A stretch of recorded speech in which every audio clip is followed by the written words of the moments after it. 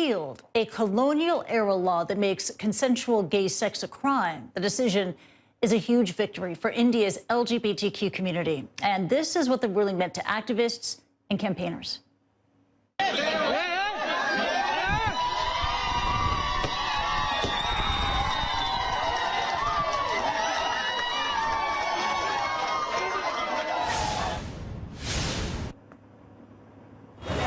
A moment of celebration for so many people. CNN's Nikhil Kumar joins us now from New Delhi. And Nikhil, you were there at the Supreme Court when this historic verdict was announced.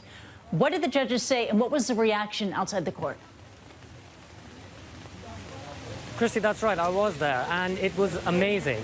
We all arrived early in the morning. It was last night that we heard that the Supreme Court would finally announce its verdict in this landmark case. Everyone got there early, and there was a lot of anticipation and a lot of nervousness. Remember, people had been to the Supreme Court before to get this struck down. In 2009, the Delhi High Court, a lower court, had declared this provision, Section 377, as it's known, unconstitutional. But then a small bench of the Supreme Court said, no, it is constitutional. They reversed that lower court judgment. Ever since then, in 2013, that's when that happened.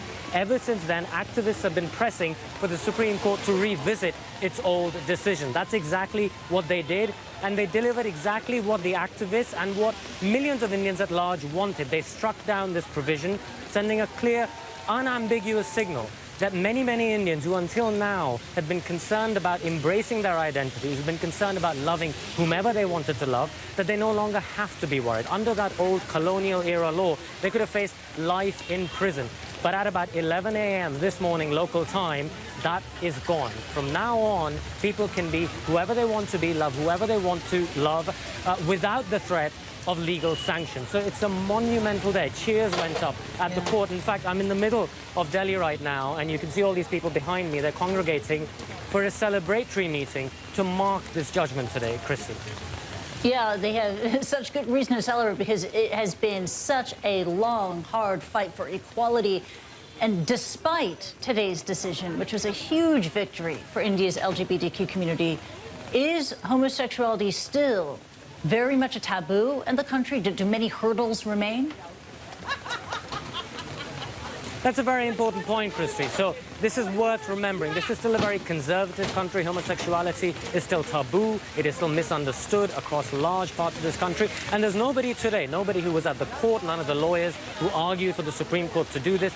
Nobody is under any illusion that it is not the case that today suddenly discrimination is going to disappear. That's not going to happen. Nobody expects it to happen. But everybody made the same point, that progress in the direction of less discrimination, ultimately no discrimination, that progress really cannot be made in earnest until this law, this more than 150-year-old law, until that went away. And so that's what happened. A major hurdle was removed, a major roadblock to facing those taboos head on.